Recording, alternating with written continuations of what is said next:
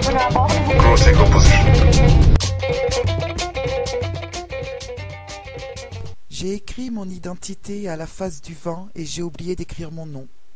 Adonis, poète libanais du XXe siècle. Bienvenue, bienvenue dans mes ici et mes ailleurs. Ce soir, mes ailleurs qui ont la couleur des absences et la couleur des manques, la couleur des exils, la couleur des immigrations choisies ou forcées.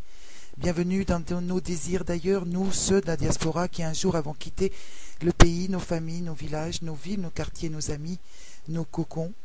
Nous tous qui avons rêvé, fantasmé ces départs, soit pour des raisons économiques, soit pour d'autres raisons, voilà, des envies de partir voir ailleurs si le monde était vaste, des envies d'aller tâter les autres cultures du bout des doigts. On a tous quitté un jour un quelque part pour arriver dans un autre lieu, une autre vie. Nous sommes devenus les oiseaux, des oiseaux d'émigration, des rêves humains.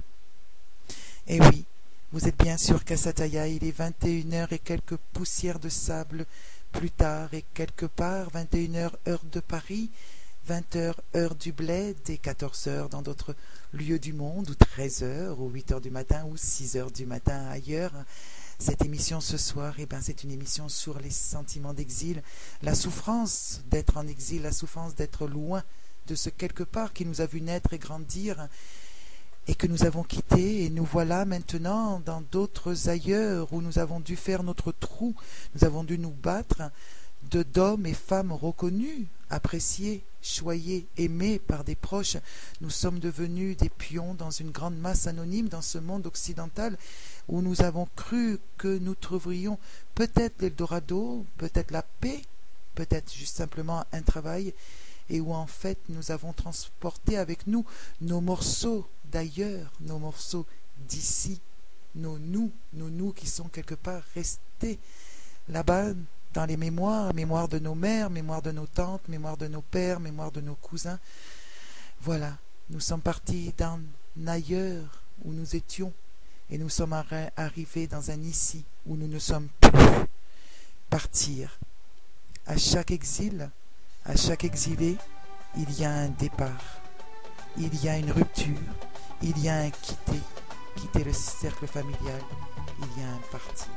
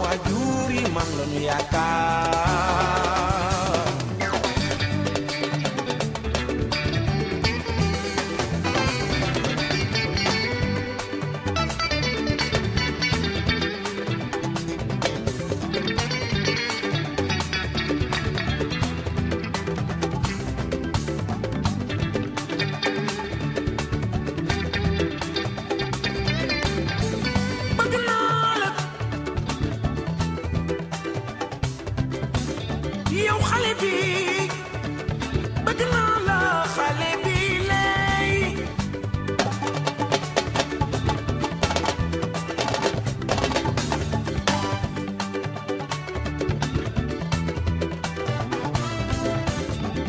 tukki jom looyi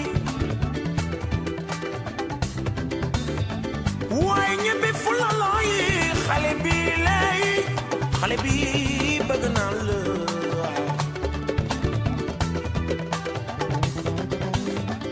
ni yow bëgg naa la baby nom naa la yi waaw waaw bi lay maa ngi dem su ma amee dellu si baby bégal la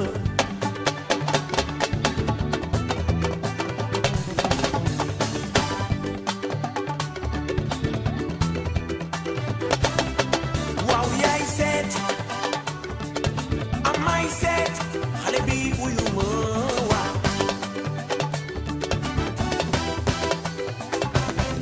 waaw yaay seet amay seet baby wax ma ko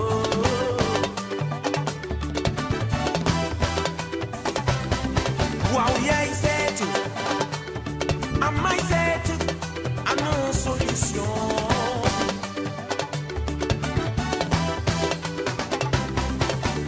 su ma sañoon man duma dem bàyyi la sama ginnaaw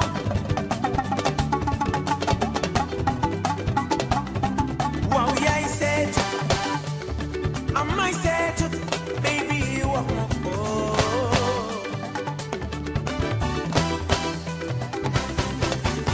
su ma sañoon des ci sa wet di ca nga ca kaw xel ma nga ca suuf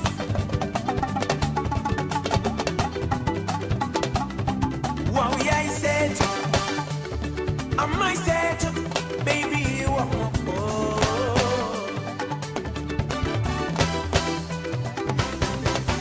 yaay seet amay seet xale bi wuyu ma waaw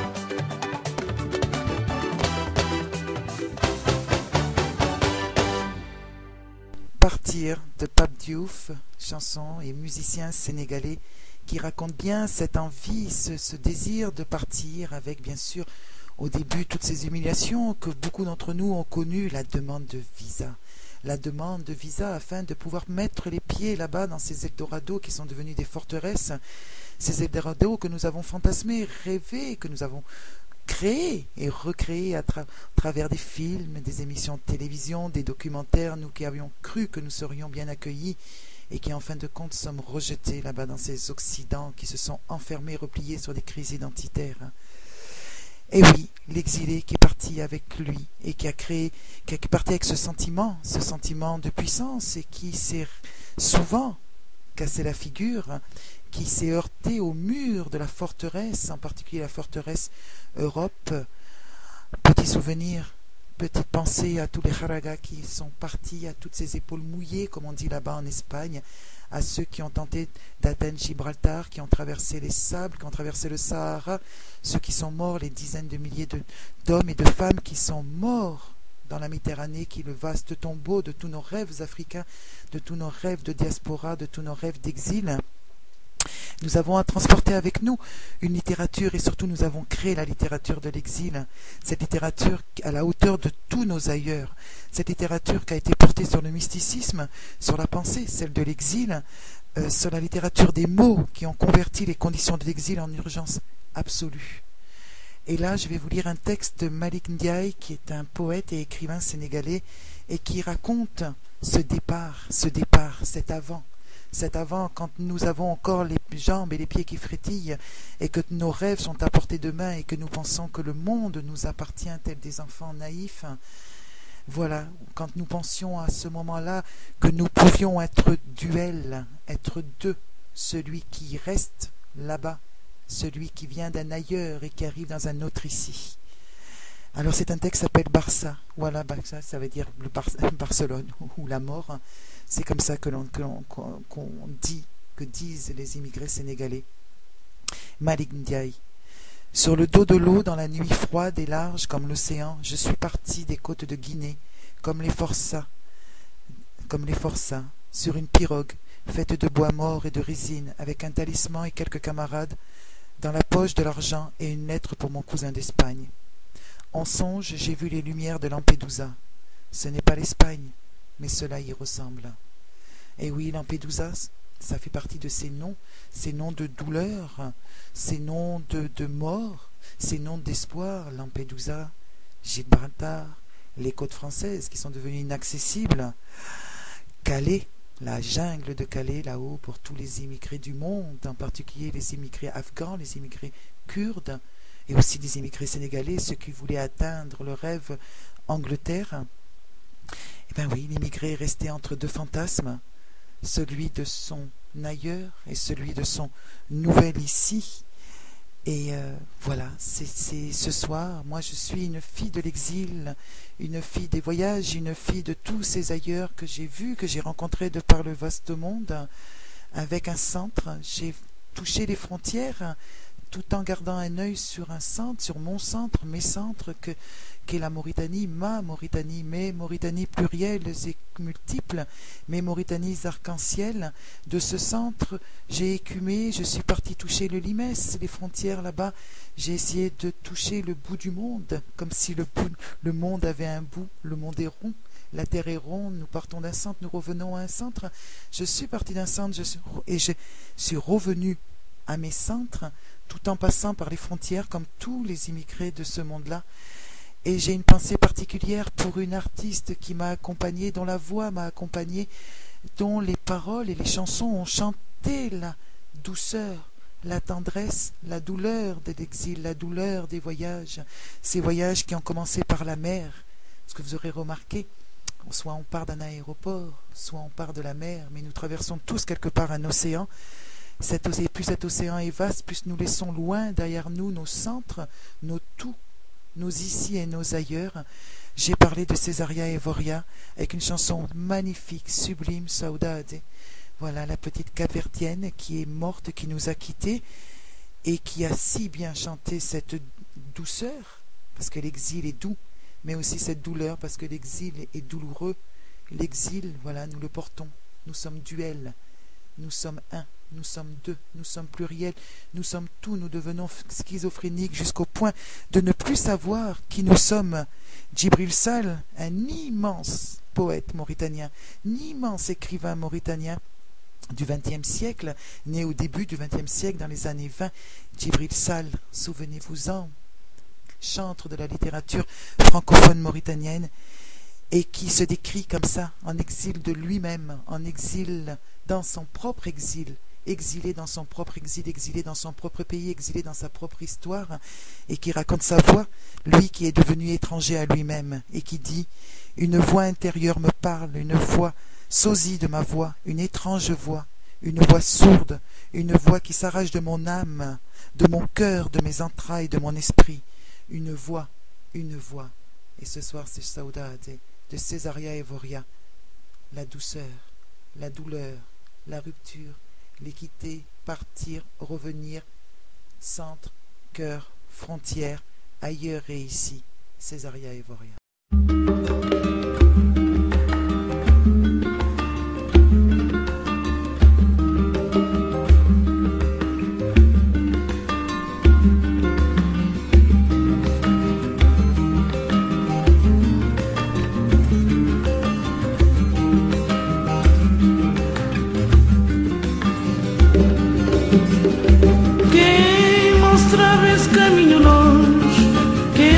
Esse caminho longe, esse caminho para Santo Tomé.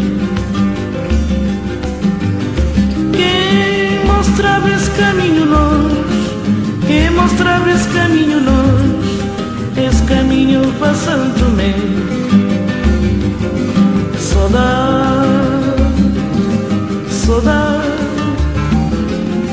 saudade desse minha terra, San Inclau. Saudade, saudade, saudade desse minha terra, San Inclau.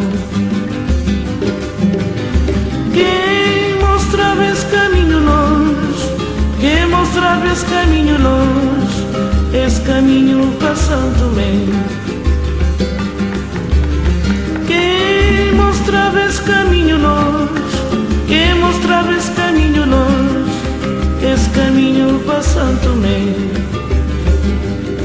Saudade, saudade, saudade desse minha terra, San Inclau. Saudade, saudade, saudade desse minha terra, San Inclau. Se vou escrever, muito a escrever, se vou esquecer, muito a esquecer, até dia que vou voltar. Se vou escrever, muito a escrever, se vou esquecer, muito a esquecer, até dia que vou voltar. Saudade, saudade, saudade desse minha terra, San Inclau.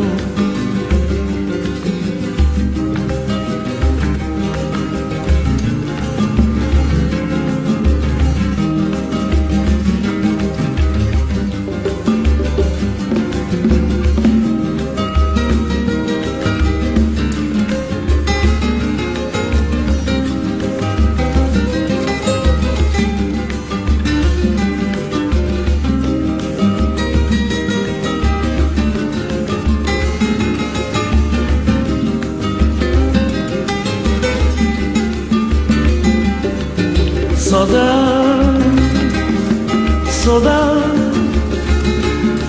saudade desse minha terra, San Inclau. Saudade, saudade, saudade desse minha terra, San Inclau. Saudade, saudade.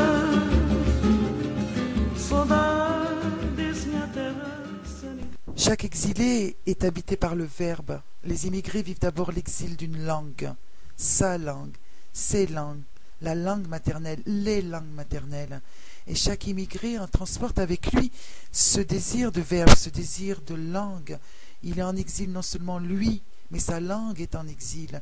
Souvent il ne peut plus la pratiquer, on lui interdit même de la pratiquer, il est regardé comme une bête étrange. Nous sommes regardés comme des bêtes étranges, parfois exotiques, parfois repoussante, parfois repoussoire, au milieu de toutes les politiques émotionnelles, les politiques qui jouent sur le côté émotion en ces temps de crise. Cet immigré, nous, cet étranger dans ces ailleurs qui ne sont plus nos ici et que nous essayons de construire tant bien que mal, dans lesquels nous essayons de nous trouver et de nous faire une petite place, nous transportons nos langues, nos mémoires à travers ces langues, nos mémoires à travers ce verbe qui devient un mélange, ce verbe métis, ce verbe qui crée une nouvelle langue, la langue de l'exil, la langue de l'immigration, la langue de la douleur, parce que la douleur se chante, la douleur se parle au jour le jour, cette langue que nous essayons d'apprendre à nos enfants. Voilà, chaque immigré, chacun de nous qui transporte un peu de ça, de son passé avec lui, à travers la langue. C'est très très bien résumé par une très grande écrivain qui s'appelle Nancy Houston, qui écrit à Leila Sebar, qui est aussi une autre écrivaine. Et c'est tiré de Lettres parisiennes, Autopsie de l'exil, un livre écrit à 4 mains, Nancy Houston et Leila Sebar, en 1986. Et là c'est Nancy Houston qui parle à Leila Sebar sur cette langue dans ce pays de France où elle est en exil. D'ailleurs le livre ne s'appelle-t-il pas Autopsie de l'exil. Vivre à l'étranger m'a permis d'avoir, vis-à-vis du pays d'origine et du pays d'adoption, un petit recul critique. Je les perçois l'un et l'autre comme des cultures. La même chose vaut pour la langue. Ce n'est qu'à partir du moment où plus rien n'allait de soi, ni le vocabulaire, ni la syntaxe, ni surtout le style, à partir du moment où était aboli le faux naturel de la langue maternelle, que j'ai trouvé des choses à dire. Ma venue à l'écriture est intrinsèquement liée à la langue française.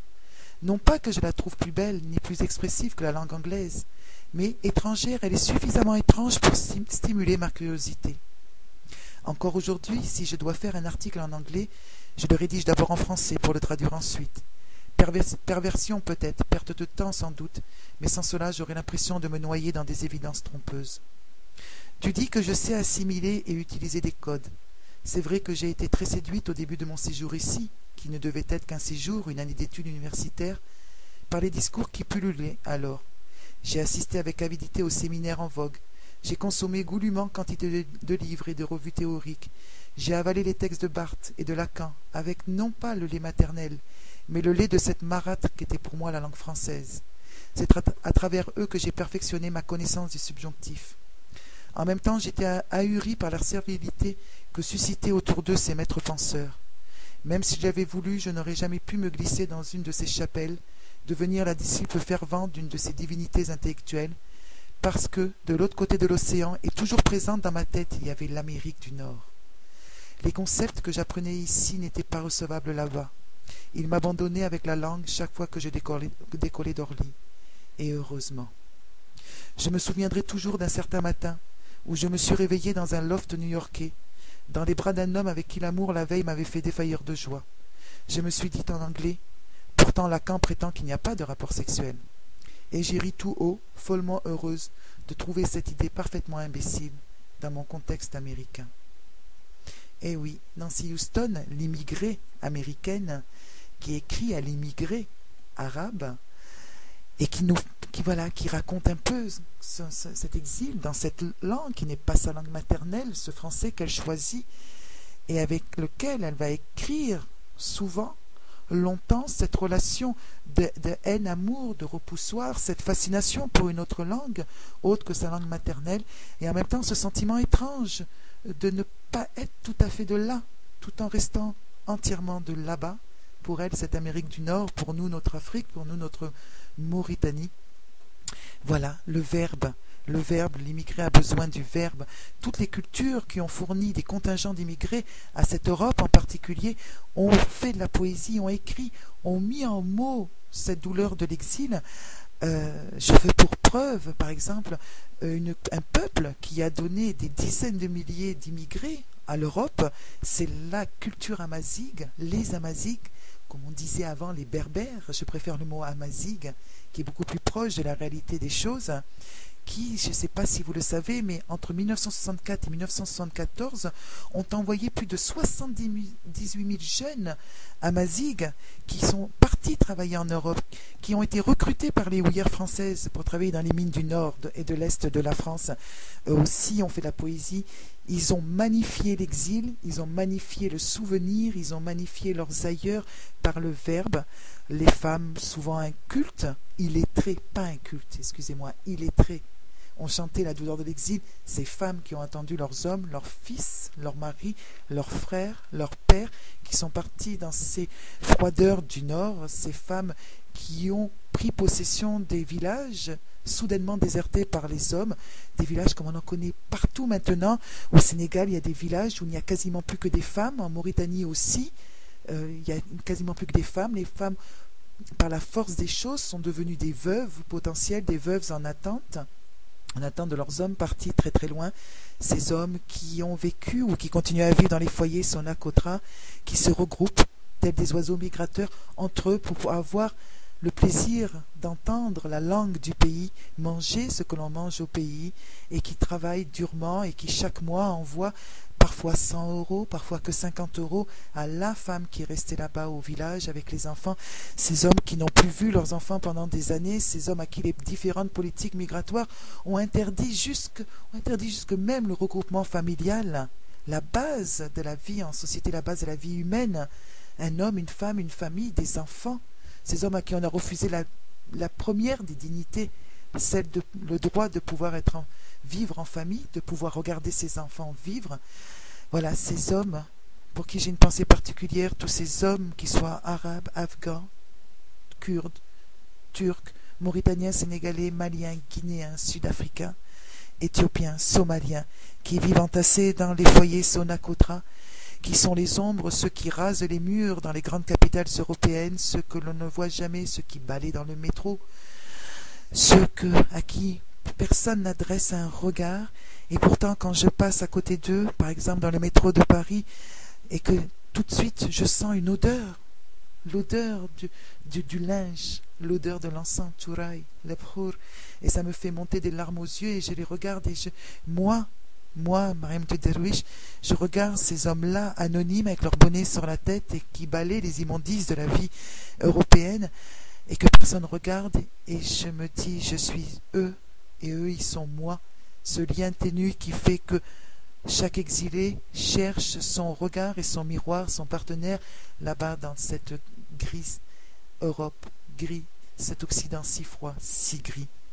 Alors s'il y a une chanson qui est bien une chanson de l'exil, une des grandes chansons de l'exil, c'est une chanson absolument magnifique, une chanson des années 60 que toute la communauté, en tout cas maghrébine, connaît, une magnifique chanson qui a été chantée par Dahman El-Harachi dans les années 60, ça s'appelle Ya Raya. C'est pas la première fois que je vous la fais écouter, mais j'ai une tendresse particulière pour cette chanson-là.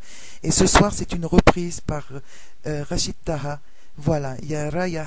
S'il y a une chanson de l'exil, une chanson de l'exilé, une chanson de la douleur de ceux qui ont laissé le cœur d'un côté de la Méditerranée et qui sont partis poser leurs pieds de l'autre côté de cette Méditerranée, qui ont laissé derrière l'odeur des orangers, l'odeur du sable, l'odeur de grands espaces pour aller s'entasser dans les foyers, dans les cités, dans les ghettos, dans les dortoirs. Ya Raya, chanté par Rachid Taha, chanson de Dahman El-Harachi qui est mort il n'y a pas si longtemps que ça. Ya Raya, cette chanson me donne vraiment envie de pleurer.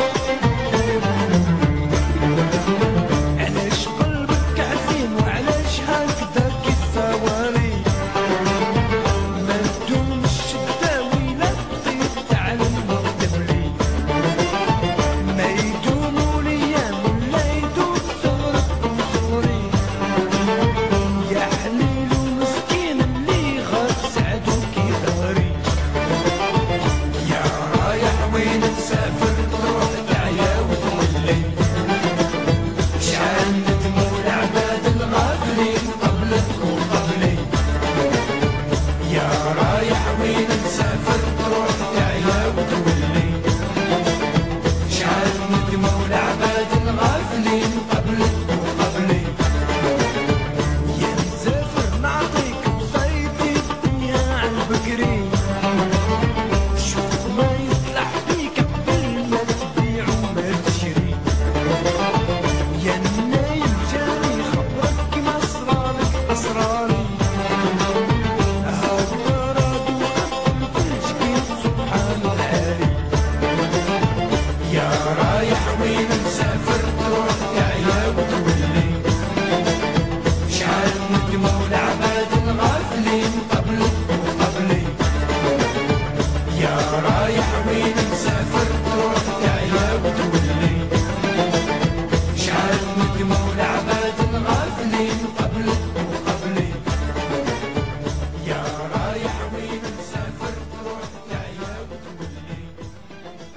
Ten Youssouf Gay écrivait « Me reconnais-tu, mon frère de souffrance inégale sur cette rive qui n'est pas nôtre ?»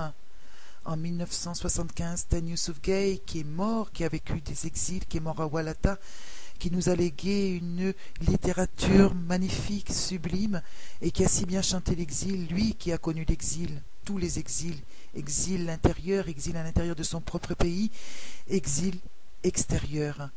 Voilà, c'était Yael Raya que je voulais vous offrir ce soir, qui est une chanson, la chanson de l'immigration des années 60, celle qu'aujourd'hui les enfants ou les petits-enfants de ces hommes qui sont venus travailler sur les chaînes de montage des usines Renault, ou qui ont construit les autoroutes, ou qui ont balayé, ou qui ont construit les maisons, les immeubles de leur cité ghetto, leur cité dortoir aujourd'hui, qui sont devenus ce qu'on appelle de façon très, très, très péjorative la cité, n'est-ce pas? Tous ces endroits inhumains qu'on appelle des fois on dit 9-3 au lieu de dire 93, avec toutes les connotations racistes qu'elles peuvent donner. Voilà, sentiment d'exil, un grand sentiment d'exil, ce sentiment d'exil qui s'est heurté aux réalités des choses.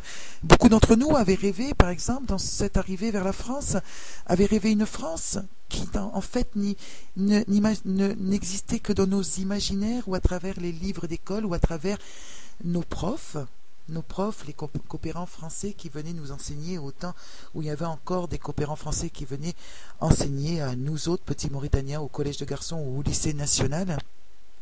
Malick Ndiaye a bien résumé cette attirance-répulsion, cet amour, je t'aime moi non plus, vis-à-vis de la France en particulier, quand il dit « S'il me fut facile de déclarer mon désamour à Marianne, ou du moins à la garce qu'elle était devenue, j'avais en moi l'espoir qu'elle redevint la belle vertueuse que j'avais connue. » Et oui, Malick Ndiaye qui résume si bien cette attirance-répulsion, toutes ces déceptions, cette tonne de déceptions que nous avons accumulées et qui ont fait qu'entre un ailleurs fantasmé et un ici de la réalité et des réalités, il y avait tout un monde.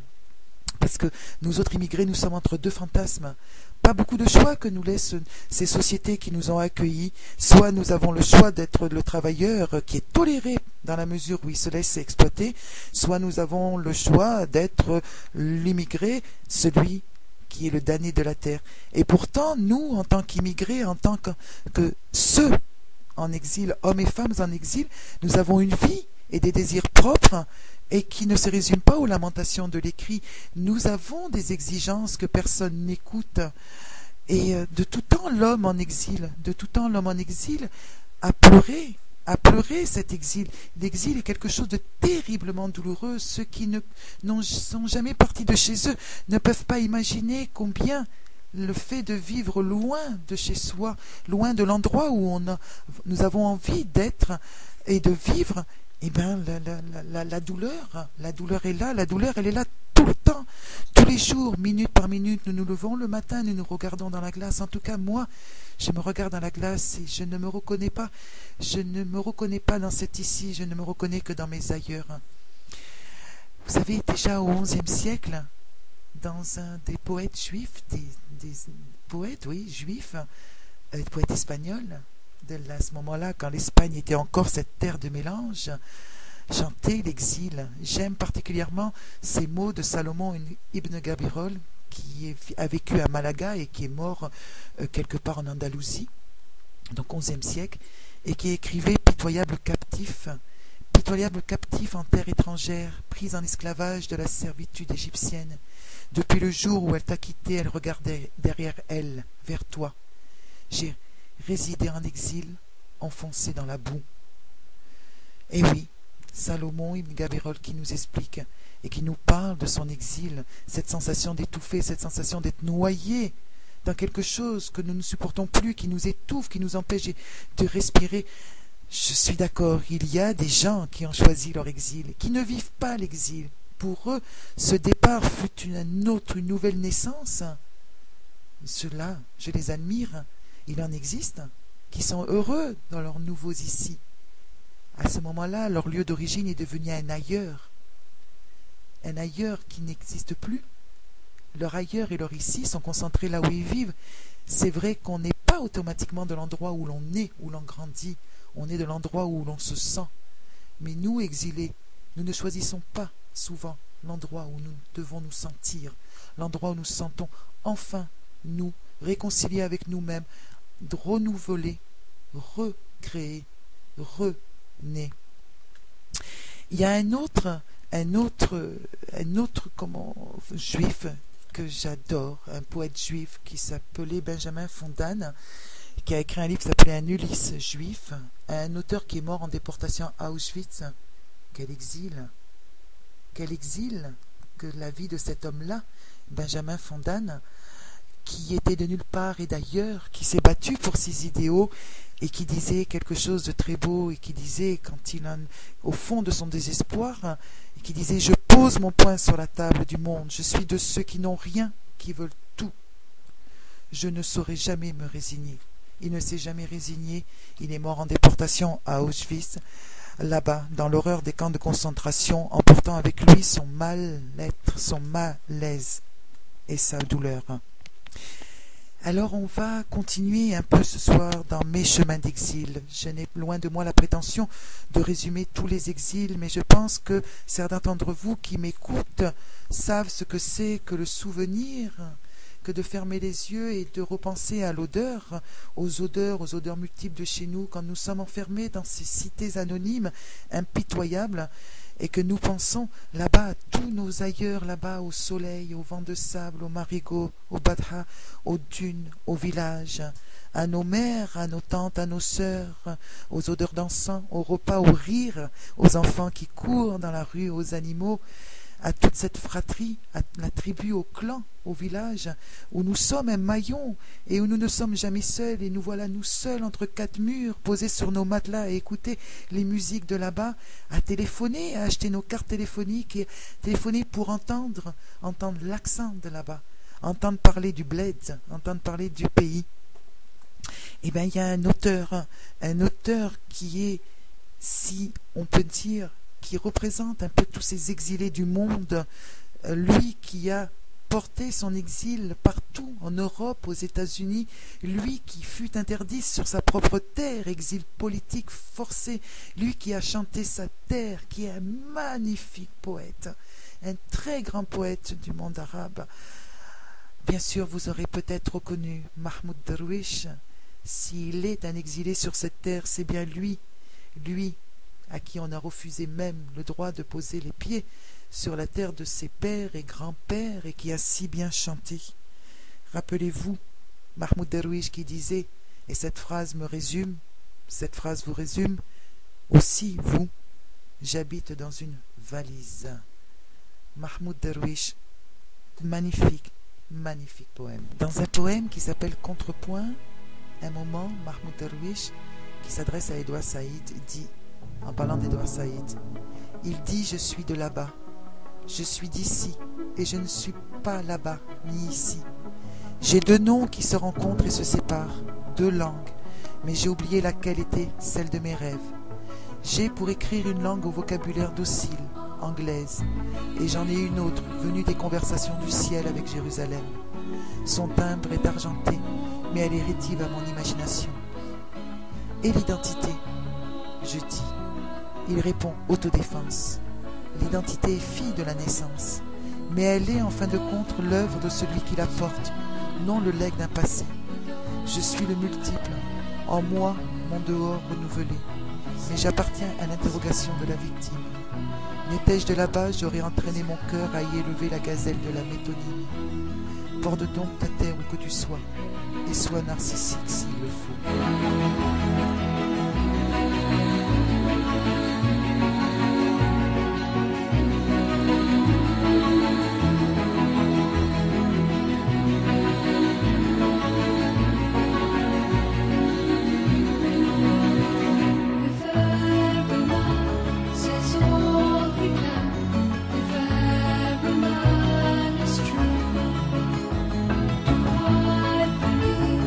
Sky above.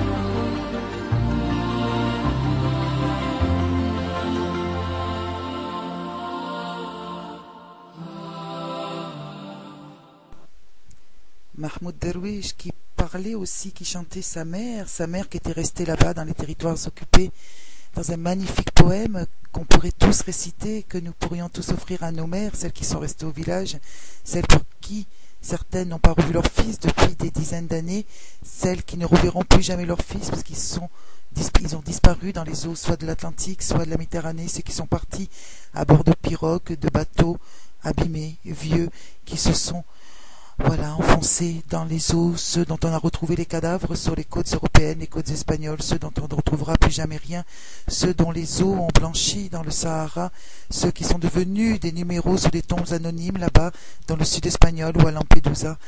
Voilà, le poème qui s'appelle « À ma mère » de Mahmoud Darwish, poème de l'exil, poème de l'amour, poème de la douleur de l'exil. À ma mère.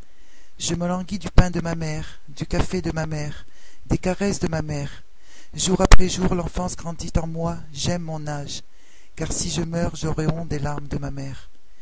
Si un jour je reviens, fais de moi un pendentif à tes cils, recouvre mes os avec de l'herbe qui se sera purifiée à l'eau bénite de tes chevilles. Attache-moi avec une natte de tes cheveux, avec un fil de la traîne de ta robe, peut-être deviendrai-je un dieu, oui un dieu si je parviens à toucher le fond de ton cœur. Si je reviens, mets-moi ainsi qu'une brassée de bois dans ton four, fais de moi une corde à linge sur la terrasse de ta maison, car je ne peux plus me lever quand tu ne fais pas ta prière du jour. J'ai vieilli, rends-moi la constellation de l'enfance, que je puisse emprunter avec les petits oiseaux la voie du retour au nid de ton entente. Magnifique Mahmoud Darwish qui nous chante aussi son identité, parce que quand on est exilé, nous sommes en la recherche d'identité, nos identités plurielles, multiples, duelles, que nous savons pourtant une seule, celle que nous avons inscrite au fond de nos mémoires, sur nos paupières, sur nos mains, sur notre peau, dans la couleur de nos cheveux, la texture de nos peaux, dans la forme de nos corps, dans nos façon de parler, ceux qui roulent les R, ceux qui les roulent pas, ceux qui roulent leur langue maternelle et ceux qui roulent leur langue d'adoption. Allez, encore un petit peu de Mahmoud Darwish qui nous chante l'identité quand il dit à la face du monde « Je suis, regarde-moi » et un poème magnifique qui s'appelle « Inscrit ». Inscrit, je suis arabe, le numéro de ma carte, 50 000, nombre d'enfants, 8, et le 9e arrivera après l'été, et te voilà furieux. Inscrit, je suis arabe, je travaille à la carrière avec mes compagnons de peine, et j'ai 8 bambins, leurs galettes de pain, leurs vêtements, leurs cahiers d'écolier, je les tire des rochers. Oh, je n'irai pas quémander l'aumône à ta porte, je ne me fais pas tout petit au porche de ton palais, et te voilà furieux. Inscrit, je suis arabe, sans nom de famille, je suis mon prénom, patient, infiniment, dans un pays où tous vivent sur les braises de la colère. Mes racines, avant la naissance du temps, elles prirent pied avant l'effusion de la durée, avant le cyprès et l'olivier, avant l'éclosion de l'herbe. Mon père est d'une famille de laboureurs, n'a rien avec messieurs les notables. Mon grand-père était paysan, être sans valeur, ni ascendance. Ma maison une hutte de gardien, en tronc et en roseau. Voilà qui je suis. Cela te plaît-il? Sans nom de famille, je ne suis que mon prénom. Inscrit, je suis arabe. Mes cheveux couleur du charbon, mes yeux couleur de café. Signe particulier sur la tête, un kéfier avec son cordon bien serré, et ma paume est dure comme une pierre, elle écorche celui qui la serre. La nourriture que je préfère, c'est l'huile d'olive et le thym. Mon adresse, je suis d'un village isolé où les rues n'ont plus de nom, et tous les hommes à la carrière comme au champ aiment bien le communisme. Inscrit, je suis arabe, et te voilà furieux. Inscrit que je suis arabe, que tu as raflé les vignes de mes pères, et la terre que je cultivais, moi et mes enfants ensemble. Tu nous as tout pris, hormis pour la survie de mes petits-fils, les rochers que voici. Mais votre gouvernement va les saisir aussi, à ce que l'on dit. Donc, inscrit en tête du premier feuillet que je n'ai pas de haine pour les hommes, que je n'assaille personne, mais que si j'ai faim, je mange la chair de mon usurpateur. Gare, gare, gare à ma fureur. Et oui, l'exil dans son propre pays, l'exil, parce que l'exil, ce n'est pas simplement qu'une question de départ.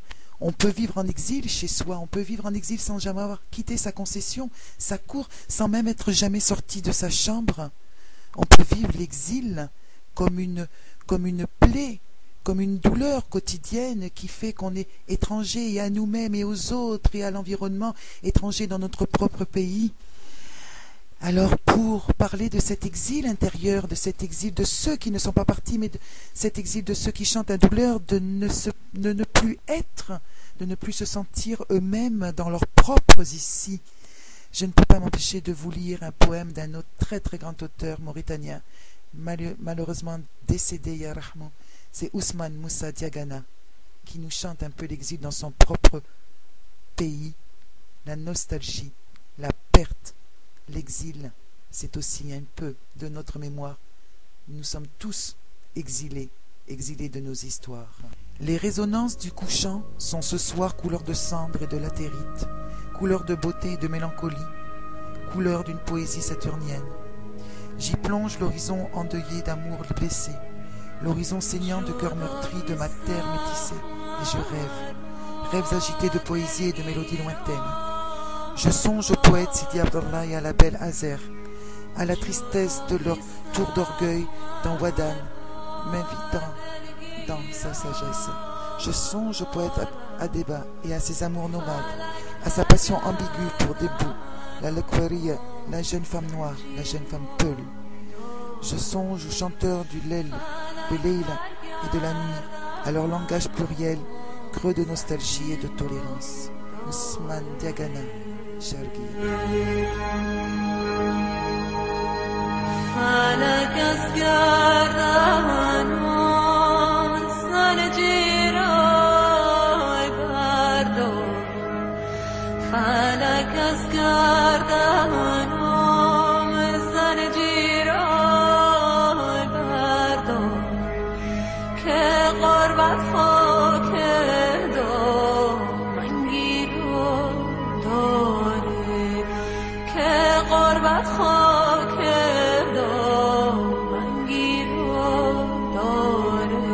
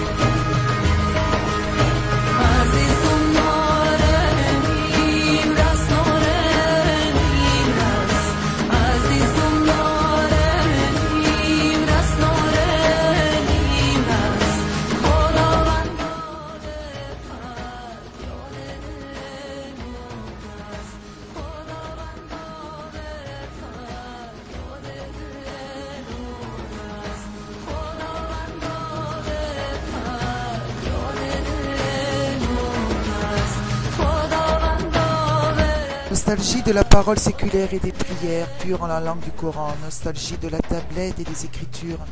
Nostalgie de la sérénité d'un thé, le bois fumant et du rire franc, où rien ne dit que le rire.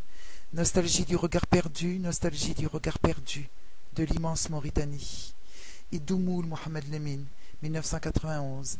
Et oui, l'exil est souvent dans la tête, on rêve d'ailleurs, on rêve d'ici, dans la poésie traditionnelle mauritanienne, en particulier Maure, il y a cette nostalgie d'avant, et aussi un exil. On a entendu Ousmane Diagana qui le chantait, on a entendu Idoumoul Mohamed Lemine qui le dit d'une autre façon. Les Mauritaniens transportent leurs exils avec eux, voilà, comme des nomades qu'ils sont, comme des amoureux d'autres ailleurs. Voilà, c'était un petit peu des ici et des ailleurs de certains de nos auteurs.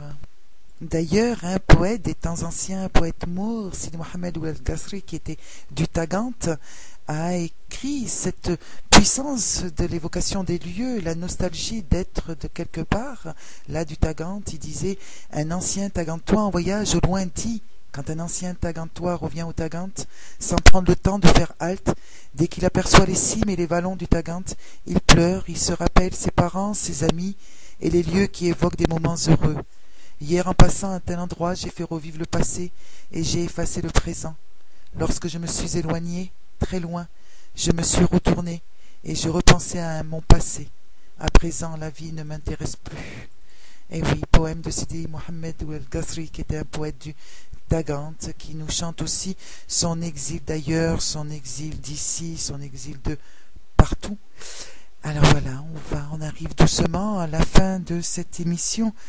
Dans mes exils à moi, dans mes ailleurs à moi, pas du tout une émission scientifique, c'est juste une émission de la douleur, une émission de la couleur des sentiments, les sentiments de l'exil, en tout cas ceux qui m'habitent, ceux qu'ils font, que le matin quand je me lève, je pense à ces autres ailleurs, voilà, et je lis et je pense à ceux qui nous ont précédés, ceux qui nous succéderont.